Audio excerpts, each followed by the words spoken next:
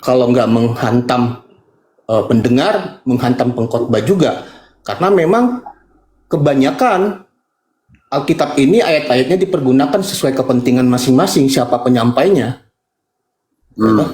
Pembelaan diri, counter-counter, maupun tembok-tembok yang dibuat itu untuk melawan lawan debat, semua dari dalam Alkitab, semua benar. Lalu para jemaat yang mendengar penyampaian-penyampaian setiap ayat itu kembali, saya kira itu menyegarkan semuanya. Kembali lagi, saya tarik lagi kepada Edis itu sebagai trigger ini, dia semua akan membahas, semua akan membaca Alkitab, semua akan membuka ayat-ayat. Ini sesuatu yang sangat positif. Baik, ya mungkin orang yang ke gereja ibarat kapal selam nih, banyak ya umat-umat Kristen kapal selam ya.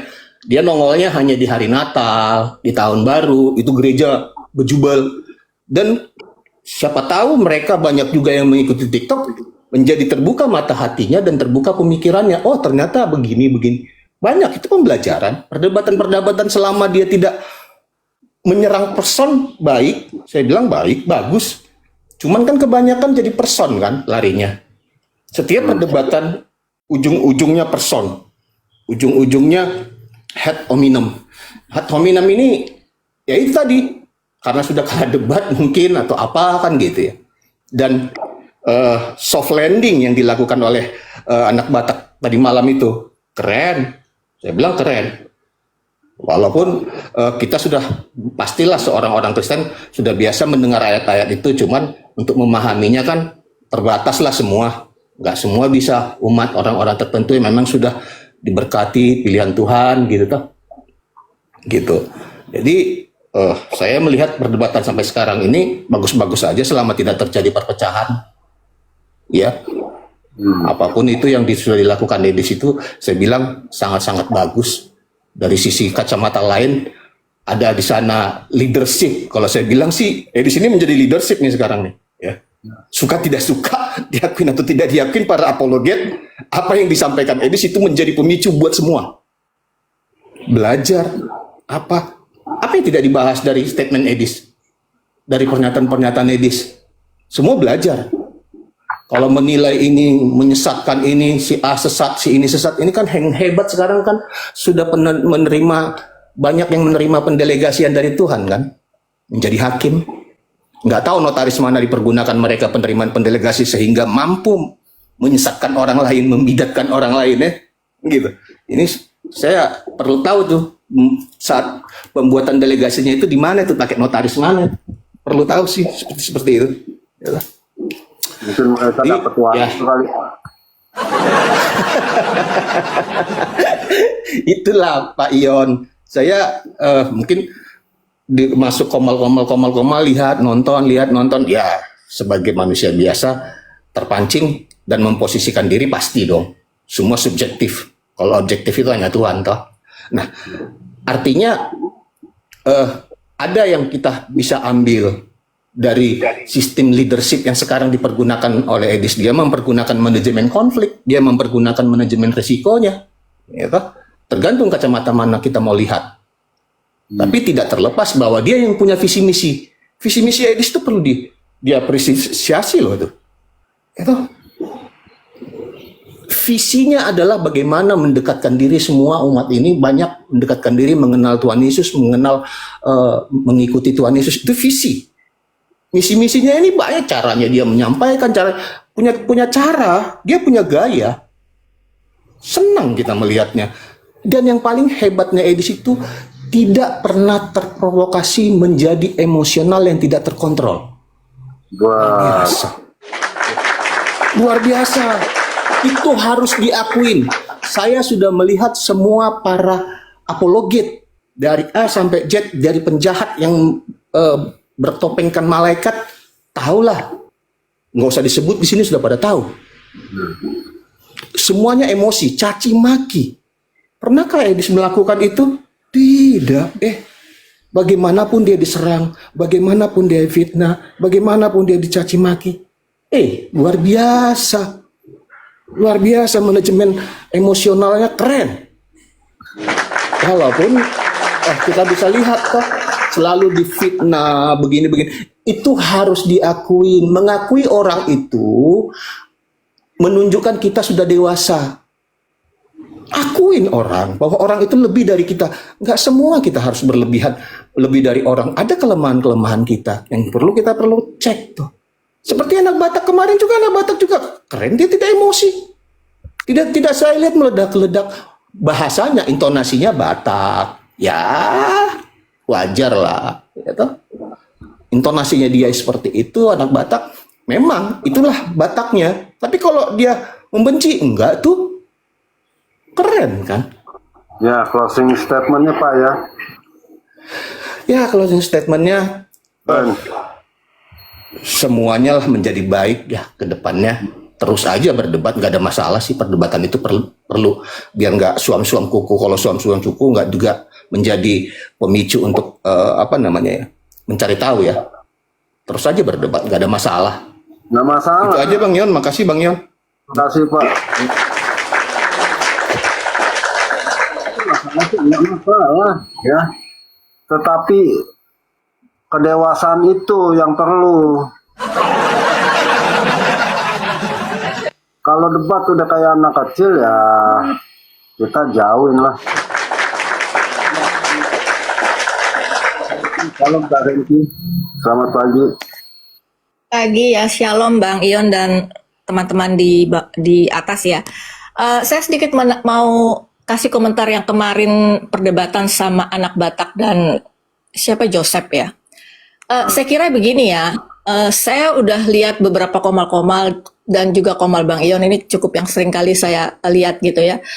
Kelihatannya anak Batak itu hadir setelah keluar dari mes itu ya, memang ingin mendamaikan juga apologet-apologet yang sudah terpecah-pecah begini loh.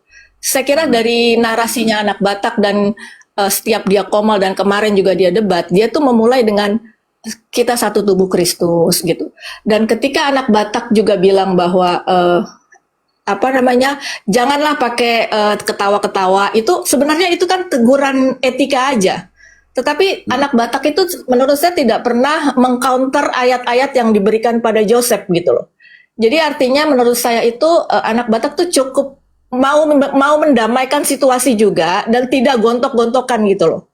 Hanya saja Joseph ini kan emosian gitu ya. Jadi dan lagi menurut saya baru sekali ini ya dari sekian banyak apologet yang berani bilang bahwa kalau baru bertobat baiknya belajar lagi gitu kan. Nah, saya tidak menghakimi yang baru bertobat tidak, tetapi hendaklah yang seperti itu ya dipelajari atau diintrospeksi diri gitu loh, karena bisa saja lebih bagus, lebih baik, lebih pinter dari yang orang Kristen dari awalnya dari bayi begitu ya. Tetapi kerendahan hati, etika itu jauh lebih penting untuk orang-orang yang baru bertobat sehingga tidak agama yang lamanya itu tidak terbawa-bawa gitu loh. Sehingga punya kasih di dalam hidupnya sehingga ketika anak Batak juga berawal dari kata-kata satu tubuh Kristus itu itu tidak membuat dia jadi emosi gitu loh. Tetapi kan kalau Joseph ini emosi terus ketika anak Batak membawakan ayat diadu lagi itu ayat sama Joseph diadu lagi. Tetapi kalau Joseph memberikan ayat anak Batak nggak adu itu, nggak adu dia maksudnya anak Batak tuh saya ngerti lah. Udahlah kalau kamu punya pemikiran seperti itu ya monggo. Saya punya pemikiran seperti ini. Nah, saya sekarang closing statement saya tuh udah begitu luar biasa bagusnya, tetapi tetap ditimpali dengan emosional dari si Joseph. Jadi menurut saya luar biasa lah anak Batak ini datang pada saat yang tepat juga mau memberikan pendamaian bagi apologet-apologet yang selalu menyesat-nyesatkan. Hanya kembali lagi kepada apologet sendiri ya, apakah mau didamaikan secara hati nurani, etika, atau tetap kekeh dengan nggak bisa saya yang benar, kalian sesat gitu. Jadi itulah Bang Ion yang saya mau sampaikan, kira-kira begitu. Terima kasih Bang Ion.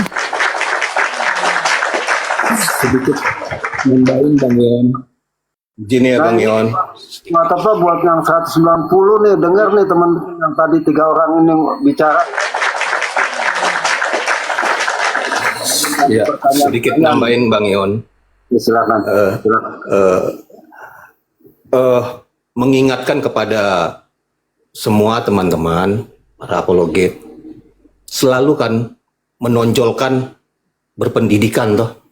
Saya ini S1 segala macam. Seharusnya malu. Anak Batak itu tidak kuliah, tidak sarjana. Edis itu tidak sarjana, tapi mampu mengendalikan emosi, mampu mengeluarkan kecerdasan. Hei, mari bercermin. Jangan sombong. Jangan sombong bahwa merasa akulah yang paling tahu. Aku yang udah bersekolah. Mohon diingat, kuliah itu, mendapatkan gelar itu hanya menunjukkan bahwa kamu pernah bersekolah, pernah belajar. Apakah itu menunjukkan kamu pintar? No. Itu aja sih ya, agar bisa dipahamin, bisa mengaca diri dan mengendalikan diri. Malulah. Jadi supaya lebih baik aja sih tujuan saya. Itu aja Bang Yong. Oke, terima kasih teman-teman. Kak Renci, Pak Denny, Pak Putra, kenapa di dalam ayat Alkitab yang baru bertobat jangan menjadi penilik jemaat? Coba, apa yang ini? Coba ayat. Ya, kenapa? Yaitu tadi, orang yang bertobat itu seakan-akan lebih suci daripada yang lainnya. Mereka menggebu-gebu karena pengenalan mereka akan Yesus Kristus. Jadi menggebu-gebu nih. Nah, menggebu-gebunya boleh, tapi makin kesini makin lama, akhirnya jadi ada sifat kesombongan itu. Baik Bang Dian ya. Sedikit juga yang saya mau sampaikan juga di sini, bahwa saya juga itu dari seberang ya. Saya mengikuti Kristus ini baru kurang lebih 2 tahun. Ya. Saya melihat di dalam kekristenan itu ada kebenaran, makanya saya menjadi orang Kristen. Ya, jikalau saya hanya melihat dari para apologet, tidak melihat kepada Tuhan Yesus, mungkin saat ini saya tidak akan menjadi orang Kristen. Kenapa? Karena ketika saya melihat pengajar-pengajar dari apologet Kristen sendiri, itu sangat tidak bisa juga saya terima ketika ada kata-kata yang menyesatkan. Itu, bagaimana mungkin saya bisa masuk ke dalam ajaran yang seperti itu, yang saling gontok-gontokan. Nah, tetapi saya melihat, yang saya ikuti, kebenaran yang diberitakan oleh Tuhan Yesus. Makanya saya menjadi orang Kristen, menjadi pengikut Kristus. Dan saya ingin belajar lebih dalam lagi. Makanya ketika saya melihat para pengajar ya, saya itu tidak langsung menerima mentah-mentah pengajaran itu. Saya diberi akal oleh Tuhan juga untuk bisa menyaring, untuk bisa membedakan narasi ini apa sesuai dengan Alkitab atau tidak. Nah, ini yang harus saya sampaikan juga di sini, jujur ya. Nah, saya lihat pengajar-pengajar yang sekolah tinggi juga, ketika saya melihat ini dari pandangan saya sendiri ya, ketika berdebat dengan Edis, jujur saja, banyak juga narasi-narasi dari yang merasa sekolahnya tinggi, yang tidak sesuai, tidak sejajar dengan isi Alkitab. Nah itu, makanya saya itu selalu belajar dari hal-hal seperti itu. Nah, makanya saya itu tidak melihat pengajarannya ini benar, ini salah, tidak. Tetapi saya itu hanya menilai dan menyaring. Karena Tuhan beri kita akal untuk bisa berhikmat, belajar dengan benar. Ya, nah saya lihat sebelum saya menjadi orang Kristen, jujur ya, sebelum saya dibaptis, dulu itu saya sering di komalnya PBB. Saya sering naik di situ. Tetapi kenapa ada suatu hal yang aneh di akhir-akhir ini, makanya saya tidak pernah lagi. Ya, kenapa? Karena saya melihat seorang pengajar yang tidak bisa kontrol emosi, yang keluar dari mulutnya penuh dengan kebun binatang yang tidak sewajarnya oleh pengajar mau sampaikan, itu keluar semua. Dan saya rasa pertanyaan saya dalam hati, mereka ini belajar dari mana? Kalau mereka mengaku belajar dari Tuhan Yesus, mengikuti firman Tuhan, seharusnya tidak ada kata-kata seperti itu yang harus pantas keluar dari mulut seorang pengajar. Seorang pengajar itu memiliki kerendahan hati, berani ditanya, berani memberikan jawaban ketika ditanya, bukan malah memarahi si penanya, bukan malah menghina si penanya bahwa kau itu. Bahkan saya itu sudah pernah ketika saya bertanya dengan Pak Bomum, ya jujur saja ya, dari keturunan saya itu, dari apa, dari leluhur saya itu dianggap saya itu dari binatang. Nah itulah yang saya katakan, ini hal-hal yang tidak pantas untuk disampaikan oleh para pengajar, apalagi dia mengatakan dia seorang hamba Tuhan, dia seorang pendeta. Nah apakah seperti itu cerminan dari seorang pendeta, cerminan dari seorang pengajar? Dia mengikuti siapa sebenarnya? Jikalau memang kamu mengikuti Tuhan Yesus, kamu tidak akan seperti itu. Contoh Tuhan Yesus, karena Tuhan Yesus adalah teladan di dalam dunia ini yang harus kita ikuti. Bagaimana Tuhan Yesus dicaci, bagaimana Tuhan Yesus diludahi, bagaimana Tuhan Yesus disesatkan, dituduh menghujat Allah. Apakah Tuhan Yesus membalas semua itu? Kan tidak.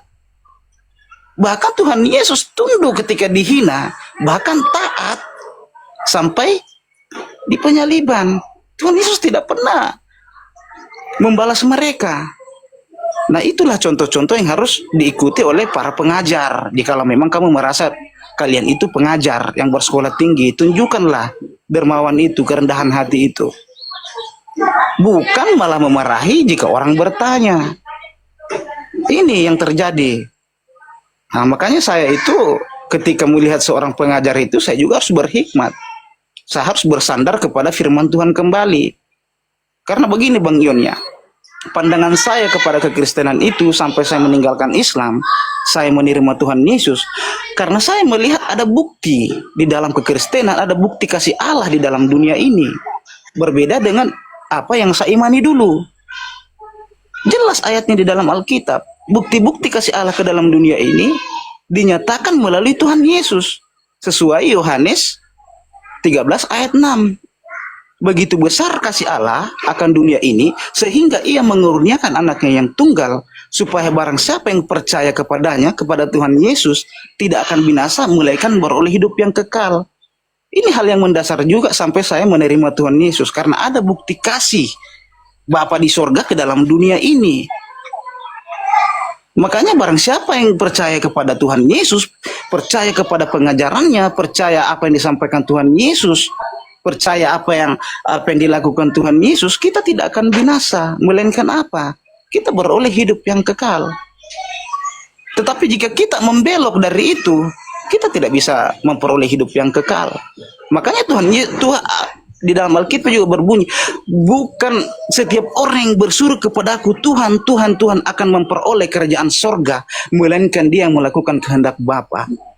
Kehendak Bapa itu apa? Mempercayai Tuhan Yesus sebagai bukti kasih Allah, karunia ke dalam dunia ini. Itulah yang saya lihat di dalam kekristenan, yang membuat iman saya teguh di dalam kekristenan. Jikalau saya hanya melihat para pengajar, para apologet, mungkin sampai saat ini saya masih di dalam Islam. Karena saya melihat orang Kristen juga banyak yang jahat. Jujur saja, tidak setara, tidak seikut dengan firman Tuhan. Tetapi saya menjadi orang Kristen karena melihat ada kebenaran, ada bukti yang dinyatakan ke dalam dunia ini. Makanya itu selalu saya katakan, para pengajar itu kita boleh mendengarkan, tetapi kita juga harus berhikmat, bisa menyaring, kita kembali bersandar kepada Alkitab.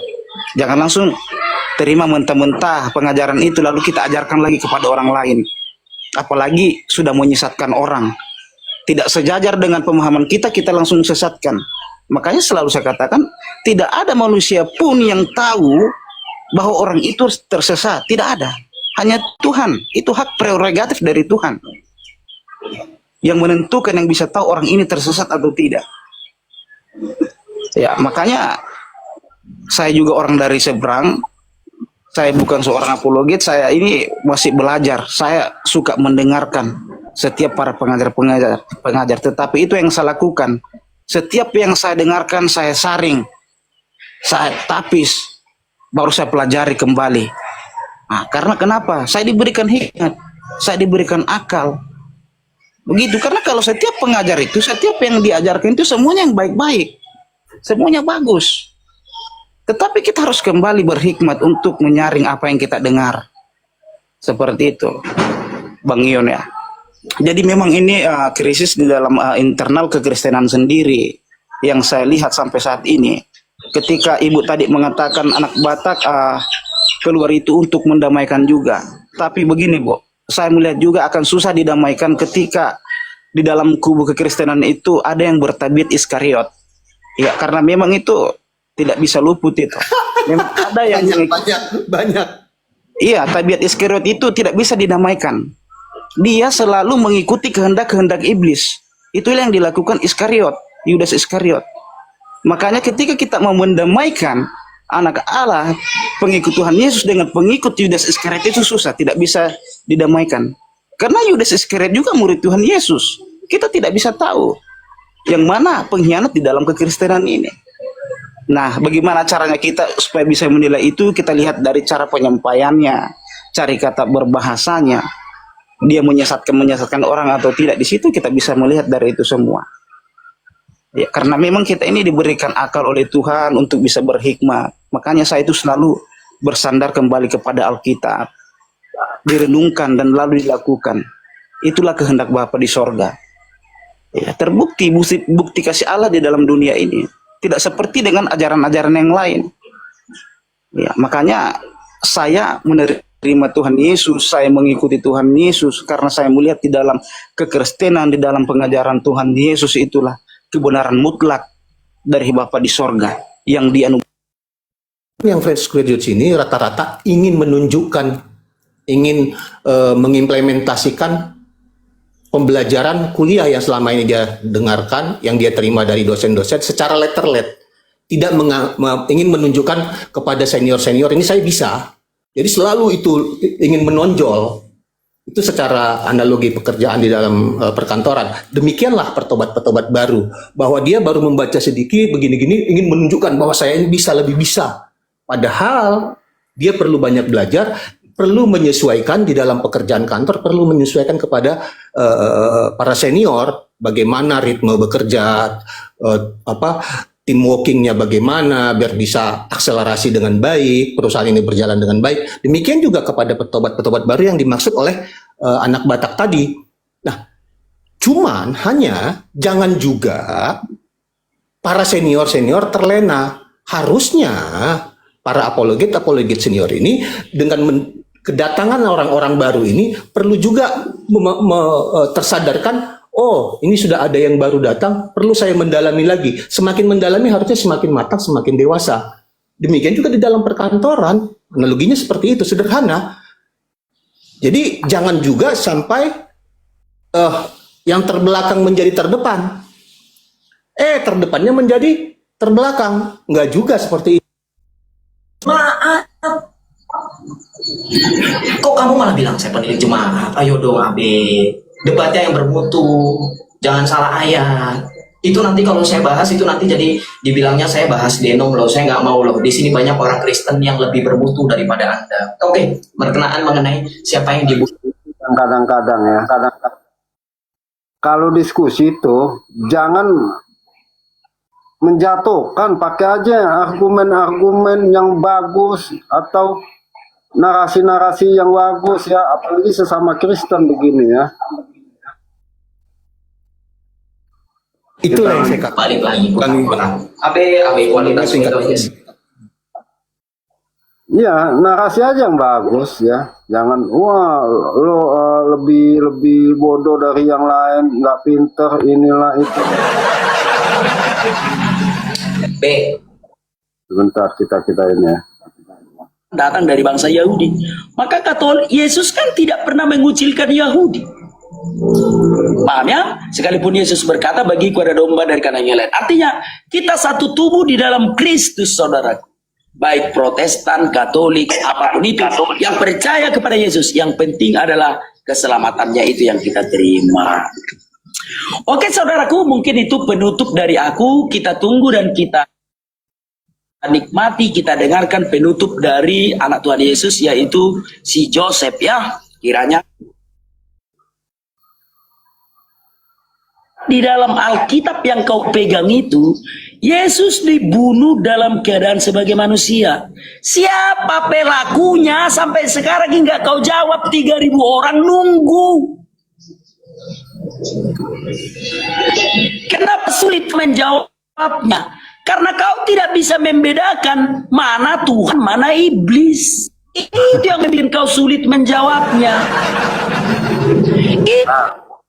Buat teman-teman di sini ya, harus tahu membedakan mana Tuhan, mana iblis nih, teman-teman. Ibliskah yang membonoi? Bapakkah yang membonoi? Paham ya? Kenapa kau tidak bisa Ya itulah panjang sih teman-teman ya, pas pagi-pagi tuh ya. 5 orang, 1 murtadin, 3 ibu-ibu, 2 ibu-ibu, 2 lagi bapak-bapak. Itu bagus. Coba deh yang 5 orang ini ke Pak Bom Bom atau Dewi Bulan atau Agatha, tahu nggak jawabannya apa serentak? Nggak mau, males ini. Oke, Bu Reda, silakan Bu Reda. Bu Reda, silakan Bu Reda. Tentang tadi, tentang apa sih Agatha, tentang videonya itu loh, tentang si apa sih, udah dihapus apa belum ya videonya ya itu ya. Kayaknya udah Buat tidur deh teman-teman, Bang Jon. gitu kali ya. Buat teman-teman ya, kalian harus tahu ini roomnya room apa nih ya. Room saya tipenya 1 buat sharing kita sesama Kristen ya. Sharing apa sih? 1 mungkin ayat Alkitab, 2 perdebatan-perdebatan sesama Kristen ya. Contohnya siapa? Contohnya Edis TV ya, lalu di framing begini-begini, nah itu kita bahas ya. Kedua ya setelin Edis TV lah ya. Kenapa sih Ion nggak buka seperti mereka? Narasi-narasi mereka itu sebenarnya sama atau mirip gitu ya. Lagian juga yang muslimnya juga pada ini yang netral, intinya boleh nggak? Yang netral juga boleh, kayak Pak Kim kan netral. Maksudnya yang netral begini ya, jangan kasih narasi seakan-akan room sini yang salah begitu. Jangan narasi seakan-akan room di sini atau teman-teman di sini nggak tahu. Kita bilang yang perlu obat siapa sih? Orang sakit atau orang sehat? Contoh, ketika kita narasi, ini saya sih netral nih ya. Saya netral ya, saya nggak dukung sono, nggak dukung sini. Katanya ya. Lalu narasinya, kita kan sesama Kristen, nggak boleh bertengkar, nggak boleh begini, nggak boleh begitu. Lalu seakan-akan room ini suka bertengkar. Oke, teman-teman ya. Maksudnya apa sih tadi? Objektif lah ya kalau kita mau bernarasi. Misalnya contoh, kayak kasus yang barusan. Agatha, lu sadar gak sih kalau lu fitnah tentang gue sih nyesel deh kenal si Boti, Elia, HIV, banyak. Perasaan Elia yang sama-sama jalan ke Malaysia. Coba teman-teman bisa bayangin deh. Ujuk-ujuk lo nyesel kenal gue, lalu bikin video seperti itu. Coba teman-teman ya. Apa masih kita mau bilang si Agatha benar? Kalau merah, mau Bang Ion ntar aja kalau ada Pak Tobias lain lagi gitu. Enggak, saya udah bilang kalau setiap narasi-narasi ya, kalau menurut kita salah ya bilang salah, nggak pernah dibenerin kok. Narasi salah lalu saya benerin, nggak ada. Nggak ada. Kalau nggak saya nggak bertahan doang sampai sekarang nih ya. Kayak MP tadi ya, si Elia mau ngomong aja kagak dikasih. Sudahlah ya, masa lalu, masa depan yang lebih baik udah jangan diceritain. Dia nggak sadar dia tiap hari ceritain masa lalu siapa sih. Ketika dia buka Komal, Yang diceritain masa depan apa masa lalu sih teman-teman? Kadang-kadang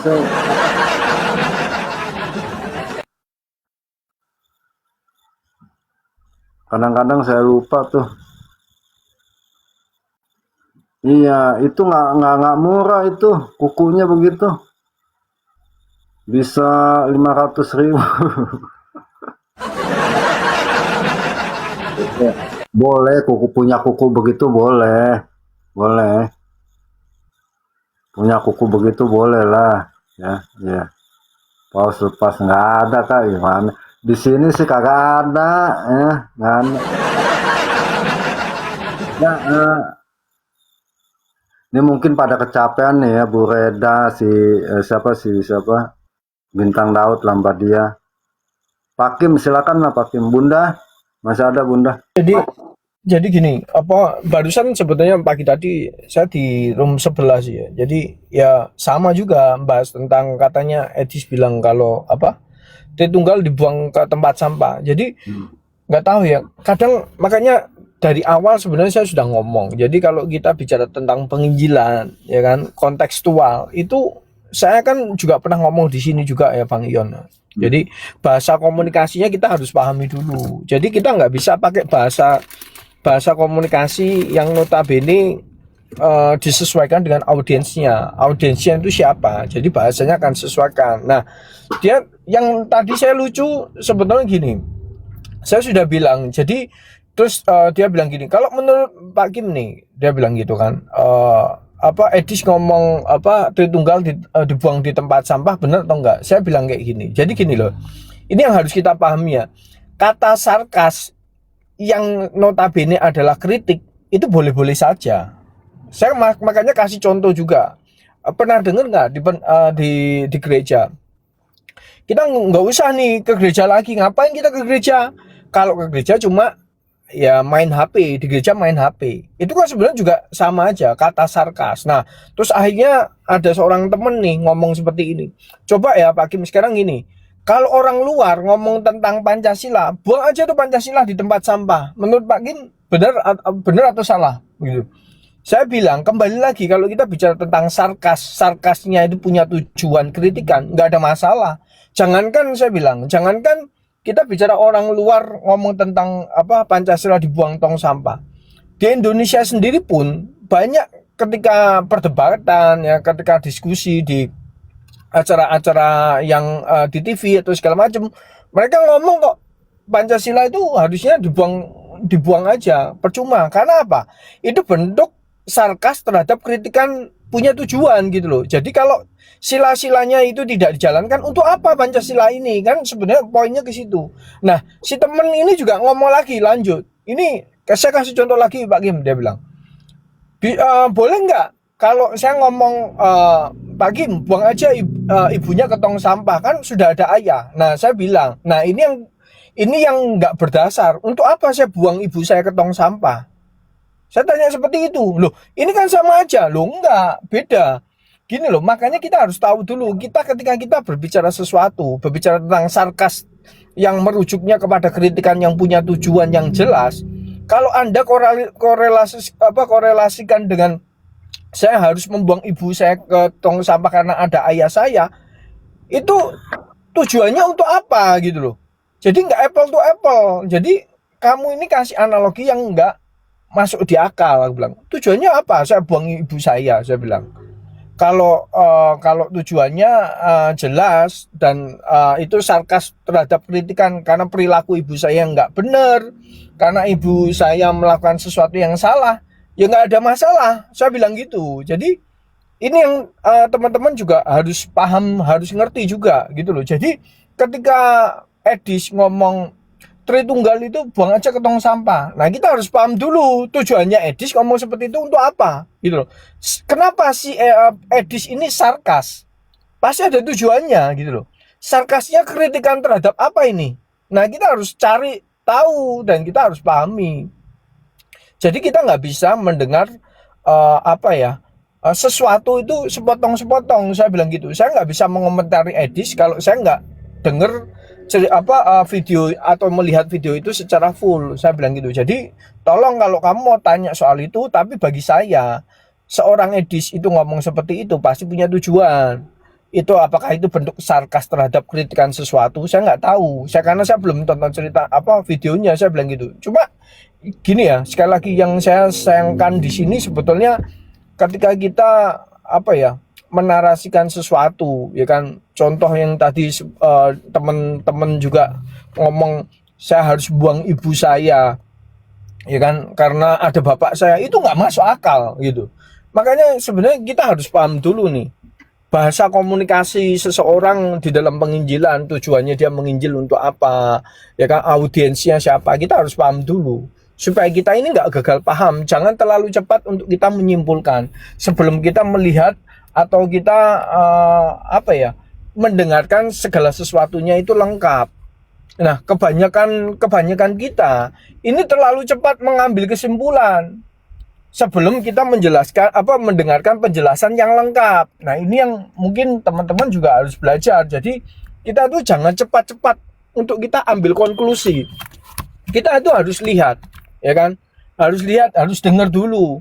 Kenapa sih seseorang ngomong seperti ini gitu loh? Pasti ada tujuannya, ada sasarannya. Nah, kita dengarkan sampai selesai penjelasannya, baru kita ambil kesimpulan supaya kita nggak gagal paham. Karena kalau kita gagal paham terhadap kesimpulan seseorang sebelum kita tahu penjelasannya secara utuh, menurut saya kita terlalu prematur untuk menyimpulkan sesuatu. Nah, ini yang mungkin kita sama-sama belajar untuk kita menahan diri ya, untuk kita mengekang lidah kita, untuk nggak cepat kita berkomentar, tapi kita benar-benar lihat dulu nih, dengerin dulu sampai selesai.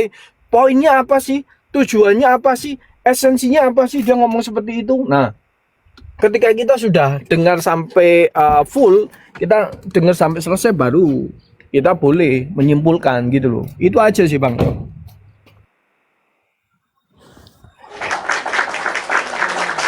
Setuju, Pak Kim, setuju.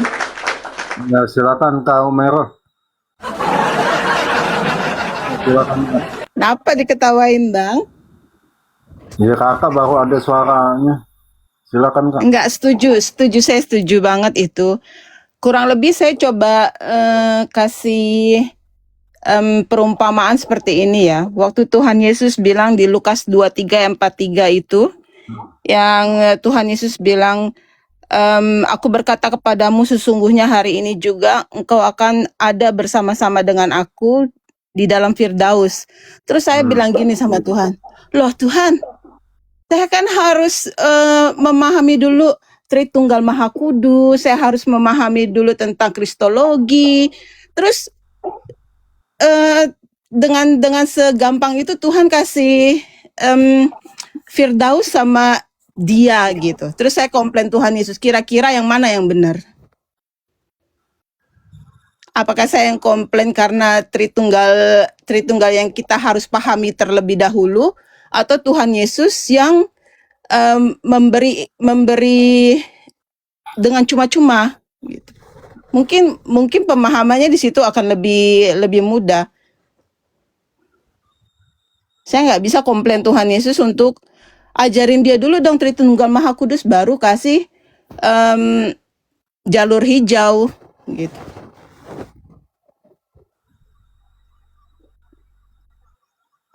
Bisa dimengerti nggak?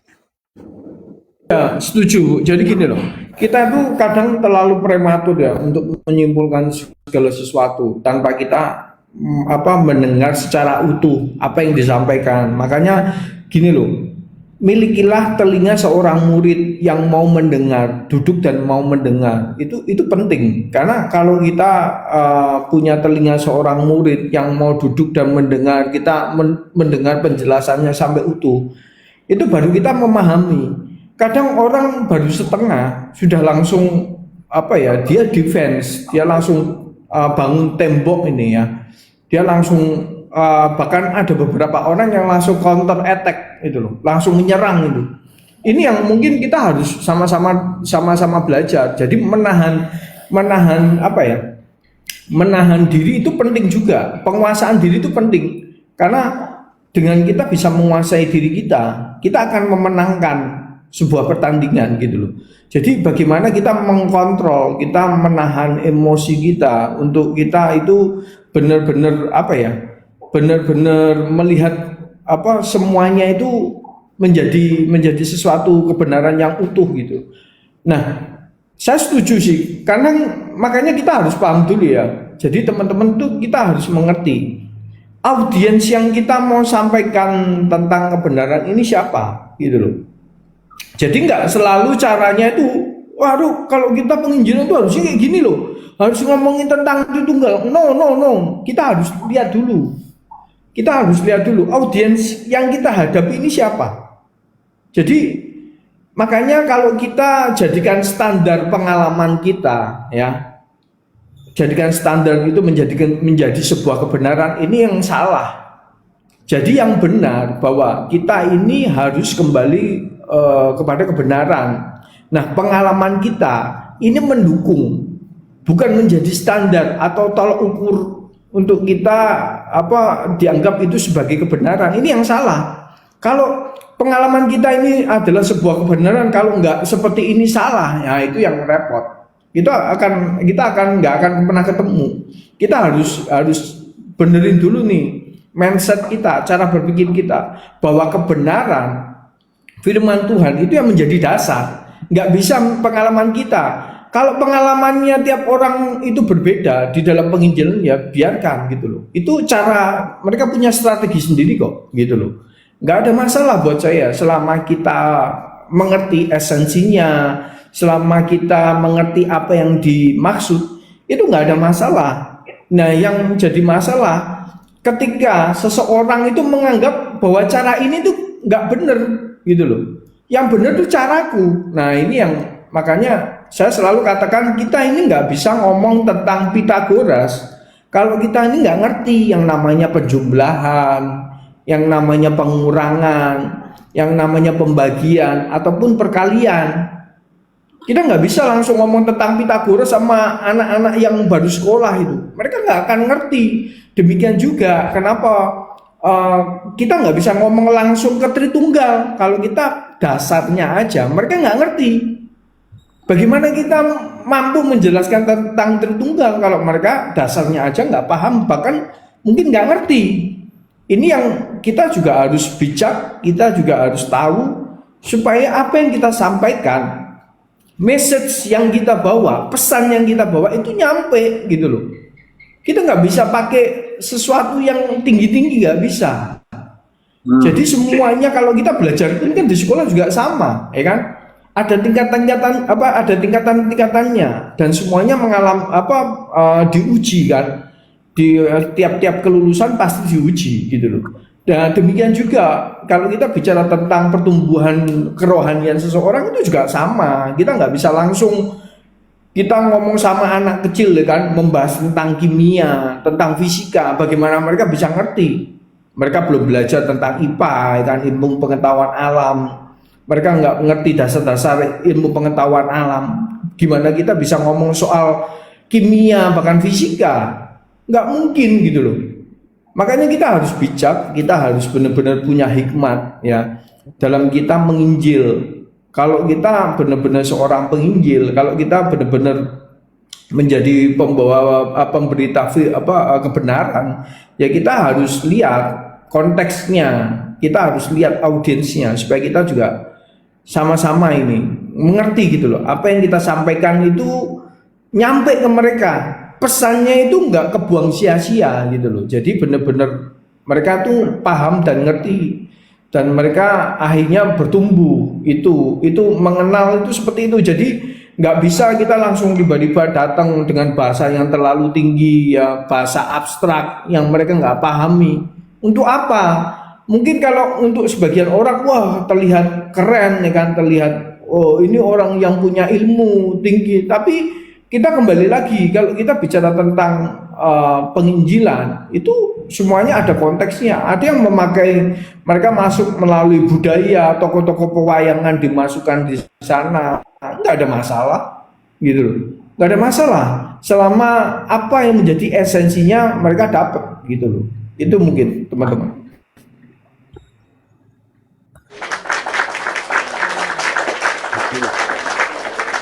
Seandainya bom-bom seperti Pak Kim kayaknya dunia berhenti. Kayaknya bumi berhenti. Kenapa berhenti pada diam aja?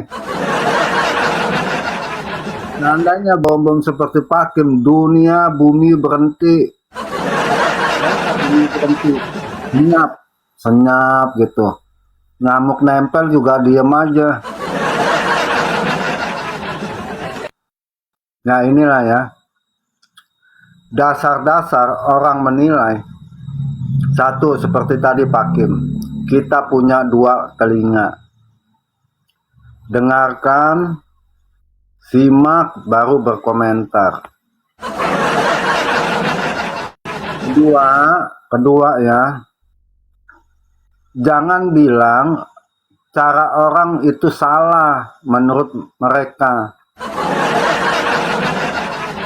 Itu salah caranya begitu, kita harus menjelaskan begini, begitu, begini.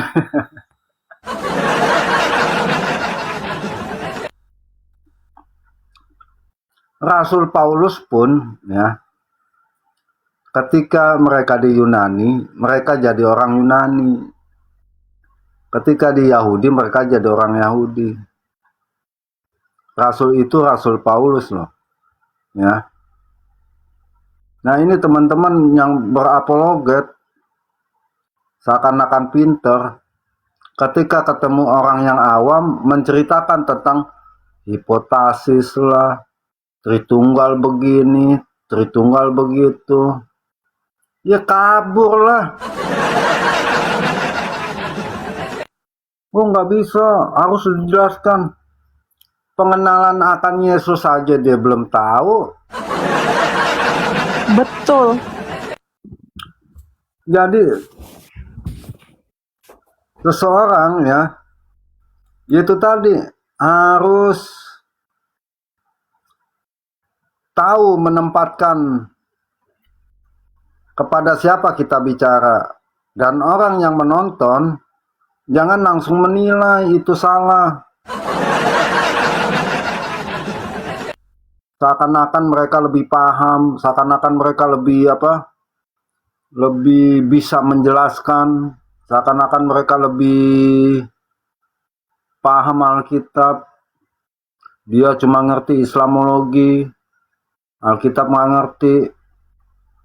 Ini emang ulah satu orang sini.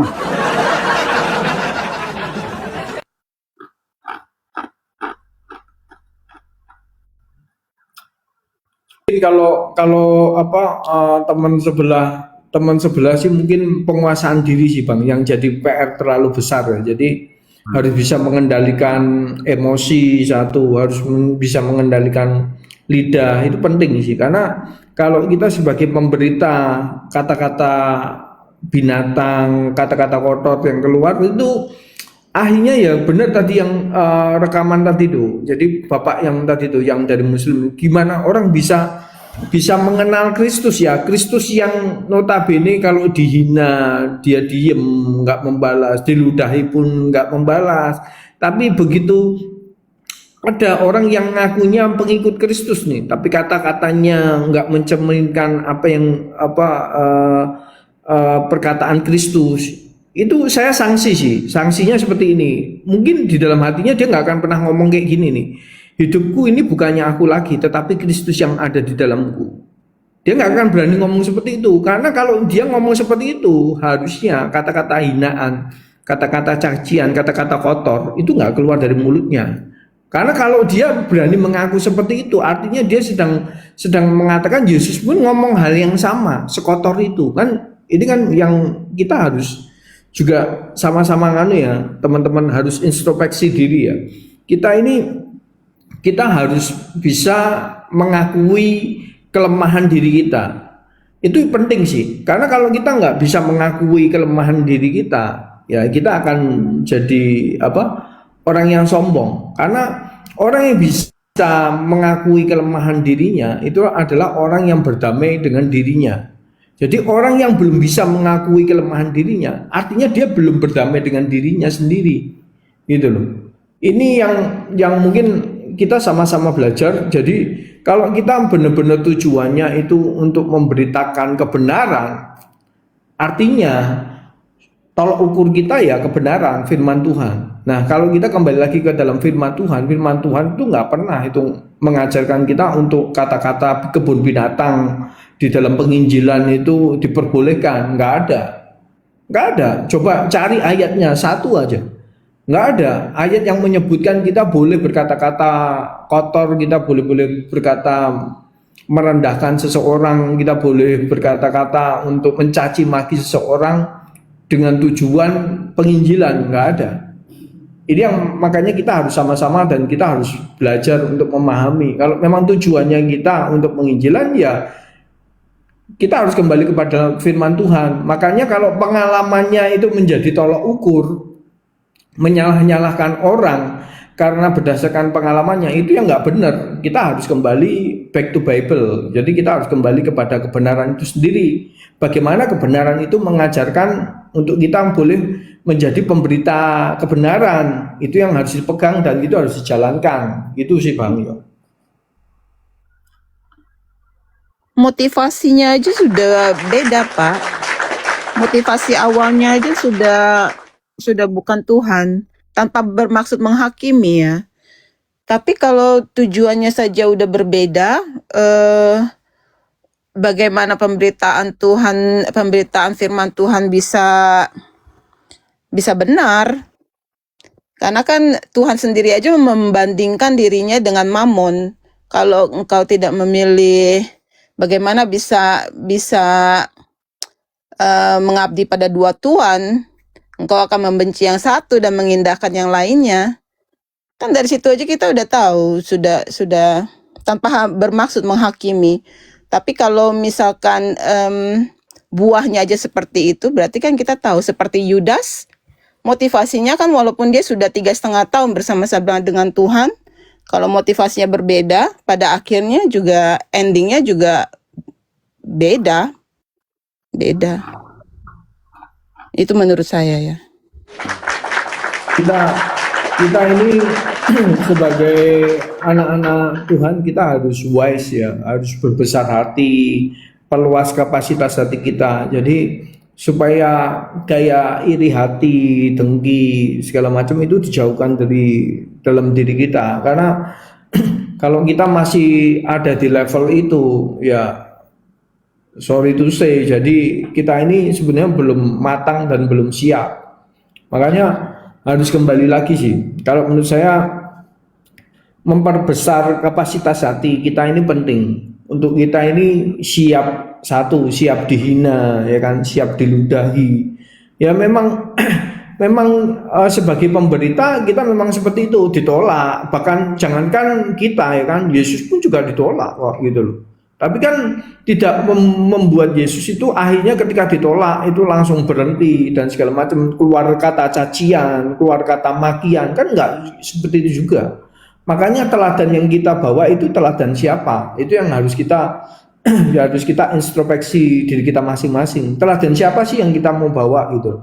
Kalau kita mau membawa teladan Kristus, teladan Yesus, ya kita harus sesuai gitu kan. Hidup kita harus mencerminkan itu semuanya. Kalau hidup kita nggak mencerminkan itu semua, ya apa yang kita omongkan ini ya kosong, kayak kentut kan gitu. Jadi cuma bunyi, habis itu bau, kan? Jadi nggak ada sesuatu yang berguna, percuma. Karena sebetulnya penginjilan yang efektif adalah apa yang kita ucapkan itu kita lakukan, sesuai apa yang kita lakukan. Itu penginjilan yang efektif. Karena kalau cuma kita mengajarkan sesuatu yang baik, apalagi di TikTok ini, bisa-bisa saja dan dengan mudah, karena orang nggak melihat kita, orang nggak kenal kita. Tapi bagaimana kehidupan sehari-hari kita, bagaimana ketika kita berhadapan dengan orang-orang yang ada di sekeliling kita, itu jauh lebih efektif, jauh lebih penting, karena apa yang mereka lihat dengan apa yang diomongkan itu sinkron, selaras itu. Nah pertanyaannya,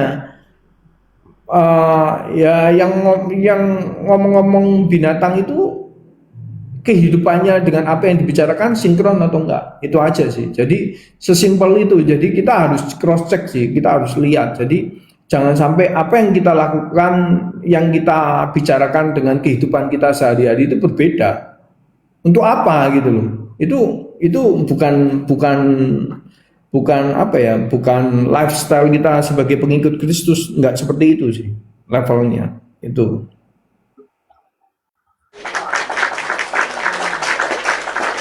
Coba teman-teman, saya itu bukannya benci orangnya ya. Saya bukannya benci ini. Maksudnya saya kan nggak ikut-ikut. Lihat tujuannya, kita tahu nih tujuannya apa ya. Buat teman-teman simak. Bisa yuk. Herder juga bisa herder. Herder silahkan naik. Gas, Herder gas, silahkan gas, naik. panas. Ya silakan. Ada yang mau disampaikan Bro Padre? Silakan. Momot coba apa tarik yang berpotensi atau yang itu herder kalian. Segala persoalan itu dibawa ke gereja. Dibawa ke gereja. 1 Timotius 3. Yang mana mereka mau doxing aku ya? Pengen lihat aku. RK, kau tanggung jawab RK. Teman-teman. Korban binatang. Jakarta. Saya kasih masuk ke dalam buku ya, Sofiatul ya. Kau menghujat imannya Bapak Presiden itu. Bodoh kau. Kau injak-injak kitab suci. Kau bikin mencoreng nama kita orang Kristen. Sudah mulai naik toh Mina? Mina sudah naik 12 toh? Asal bilang kau toh? Biarkan ijikan Pak Bobom. Jadi untuk para herder, saya memberi tantangan. Ini saya mau live. Kalian yang mengatakan bom jadi Katolik, bom penyembah Bunda Maria, penyembah patung, kau naik. Setan kalian ya. Naik. Kalian tidak usah lawan Katolik, lawan saya ini. Lutheran. Kugiblas kalian ya. Mulut besar saja. Setan lo. Kalau nggak percaya datang sini ke Manokwari sini. Itu Yulisa hormati karena saya bukan orang odong-odong. Kami bertiga ada pendeta duduk dalam satu ruangan. Nggak mungkin kami mau tolak. Kalau kami mau maki-maki nggak mungkin. Pendeta palsu bersabda, kok pedis tuh nabi binatang, Sofiatul binatang. Semua itu binatang, ya. Kok kira firman Tuhan itu mau dibikin-bikin kayak begitu? Kau otoritas apa? Kok kira ini kau punya firman Tuhan? Karena ini iman gereja, ya. Iman kami. Kau bilang saya pendeta palsu, PNK, daripada kau binatang. Saya ludahin kau. Karena kau sudah mengatakan orang Tritunggal itu gila. Yesus tidak. Lihat Pak Kim gimana tuh Pak Kim? Gitu loh, makanya gini Bang Yon, orang yang nggak bisa mengendalikan dirinya itu belum siap untuk menjadi pemberita firman. Karena kalau kita bicara pemberita kebenaran itu harus bisa mengendalikan diri. Pasti ditolak loh, pasti diludahi gitu loh. Pasti kita dicaci maki gitu loh. Nah, makanya gini loh. Sebenarnya kita mau belajar dari tokoh yang mana gitu loh. Karena kalau kita mengaku sebagai pengikut Kristus, artinya tokoh sentral kita itu ya Yesus gitu. Yesus sendiri pun juga mengalami yang sama gitu. Cuma yang menjadi permasalahan, Yesus tuh nggak pernah keluar kata-kata kotor, ya kan? Keluar kata-kata hinaan dari mulutnya, nggak pernah. Ketika dia ditolak ya dia pergi. Ketika dia dicaci maki ya dia diam gitu. Ada Pak Kim, tokoh Alkitab yang dicontoh ada Fir'aun. Siapa? Fir'aun. Oh, ya itu makanya beda gitu kan.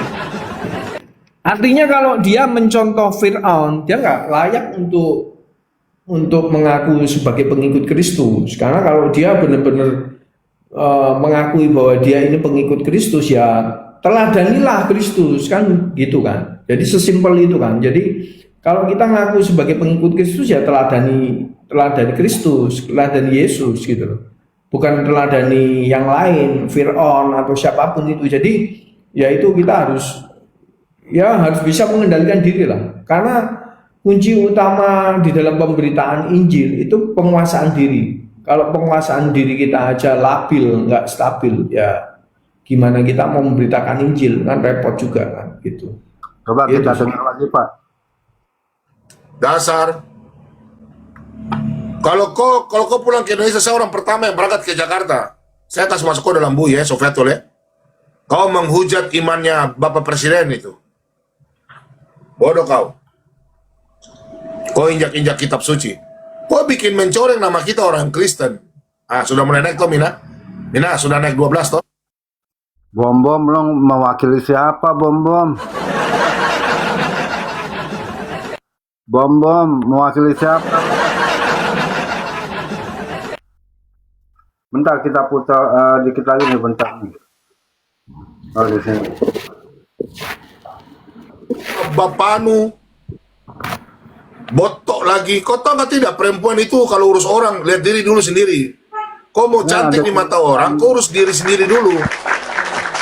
Kau keluarga kau tidak urus, kau diri kau tidak urus, buat kau urus saya. Yey, sampai leher bapanu. Bodoh. Kalau leher bapanu pasti di bawah botok. Tahu botok? Kasihan. Pendeta palsu, kau mama yang palsu dan kau bapak. Dasar pencuri kitab suci, protestantisme, goblok, oneness, protestantisme, saksi Yehova, protestantisme, Sofiatul, protestantisme. Bom-bom tuh harus minta maaf. Saya minta maaf sama apa kalau saya tidak lakukan? Kau yang binatang, kau harus minta maaf. Kau dukung Edis tuh. Dasar. Kalau kau pulang ke Indonesia, saya orang pertama yang berangkat ke Jakarta. Saya kasih masuk kau dalam buku ya, Sofiatul ya. Kau menghujat imannya Bapak Presiden itu. Bodoh kau. Kau injak-injak kitab suci. Kau bikin mencoreng nama kita orang Kristen. Ah, sudah mulai naik toh Mina? Mina, sudah naik 12 toh? Asal bilang kau toh. Biarkan izinkan Pak Bom. Jadi untuk para herder, saya memberi tantangan. Ini saya mau live. Kalian yang mengatakan bom-bom jadi Katolik, bom-bom penyembah Bunda Maria, penyembah patung, kau naik. Setan kalian ya. Naik. Kalian tidak usah lawan Katolik, lawan saya ini. Lutheran. Ku giblas kalian ya. Mulut besar saja. Setan lo. Kalau nggak percaya datang sini ke Manokwari sini. Itu Yulisa hormati karena saya bukan orang odong-odong. Kami bertiga ada pendeta duduk dalam satu ruangan. Nggak mungkin kami mau tolak. Kalau kami mau maki-maki nggak mungkin. Pendeta palsu bersabda, kau Edis tuh nabi binatang, Sofiatul binatang. Semua itu binatang. Kau kira firman Tuhan itu mau dibikin-bikin kayak begitu? Kau otoritas apa? Kau kira ini kau punya firman Tuhan? Karena ini iman gereja, ya, iman kami. Kim.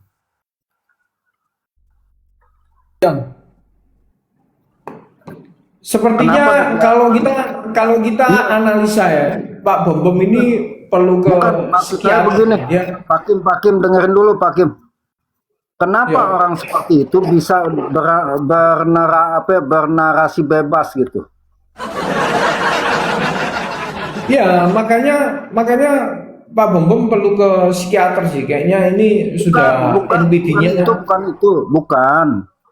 Kenapa ada ruang yang membuat si Bom-bom bisa bernarasi begitu? Maksud saya tempatnya, kenapa dikasih tempat begitu? Ya karena orang itu kasih tempat. Ini makanya gini loh. Makanya kita harus tahu ya. Jadi orang-orang yang harusnya bukan di nongol di room tapi harusnya ke psikiater itu memang harus dipisahkan. Jadi mungkin supaya NPD-nya ini nggak terlalu akut, karena kalau diperhatikan ini mengidap NPD ini, NPD-nya kayaknya akut, jadinya dia butuh yang yang namanya pengakuan ya, dia butuh yang namanya kayak ini loh, aku ini hebat gitu loh, jadi bener-bener pengen diakui gitu loh. dan melihat bahwa orang lain itu nggak lebih hebat dari dia. Nah ini yang sebetulnya salah satu ciri-ciri orang yang nggak apa ya, yang nggak mengenal kebenaran seperti ini. Karena kalau orang yang benar-benar mengenal kebenaran, kan Paulus ngomong, hidupku ini bukan aku lagi, tetapi Kristus yang hidup dalamku, ya kan? Barang siapa yang pengen pengen ditinggikan, dia harus menjadi hamba. Nah kalau kita bicara hamba, itu kan kayak keset ya. Jadi diinjek-injek, ya kan? Tempat kotoran itu ada dan semuanya lah. Kalau kita bicara hamba itu gambarannya seperti itu. Nah ini kalau kita lihat dari apa yang dinarasikan tadi, ini belum siap untuk jadi hamba dan nggak pantas untuk dikatakan seorang hamba Tuhan. Karena kalau memang hamba Tuhan, dia harusnya nggak mengucapkan hal-hal yang seperti itu. Pak Kim udah Cuman nekat. perlu itu. Cuman perlu itu, Bang Yon. Cuman perlu suntikan itu. Pas mau disuntik dia kabur. Jadi Enggak, perlu Pak Kim suntikan. nekat, Pak Kim nekat mau disepil Pak Kim. Disepil apa ya? Iya, foto-foto Pak Kim, wajah-wajah Pak Kim nanti disepil loh. Nggak apa-apa. Oh, nggak apa-apa, oke. Jadi pada dasarnya ya, tadi Pak Kim bilang dibawa ke psikiater. Bahkan saya baru Ya tahu. karena kita kan mengasihi ya. Jadi kalau kita mengasihi, kita harus bawa teman kita ini supaya sembuh kan, seperti itu. Iya, betul. Makanya Bro Andi Bentuk coba. kasih. Bro Andi kan tadi ya, kalau ada di bawah, yang kalau ada obat, itu obatnya buat orang sakit atau orang sehat sih, ya. Ya, salam cewek tangguh, selamat datang. Bu Reda sama si Lamba dia tidur nih. Bintang. Buat teman-teman, nanti kalau saya ada pause, saya tetap nggak berubah, teman-teman. Saya tegasin lagi, kalau ada pause saya tetap nggak berubah, tetap ion, ya. Ini nggak berubah nih. Tetap kaum merah, roomnya nggak berubah.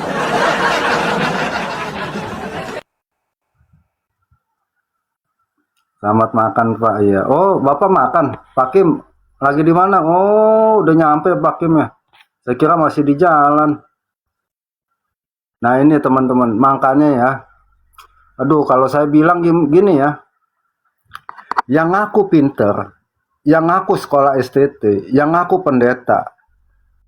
Lalu buka room, ya silakan teman-teman Kristen ya. Kalau ada yang mau bertanya silakan. Lalu ketika orang Kristen naik, malah ditanya.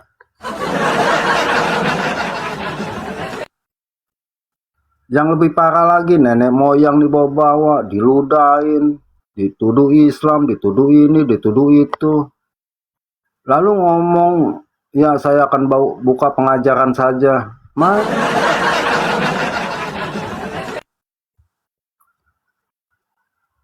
Saya mau puterin lagi nih ya, sebentar ya. Saya bukan berarti benci ya. Sebentar saya puterin ya. Mungkin ada ini ya.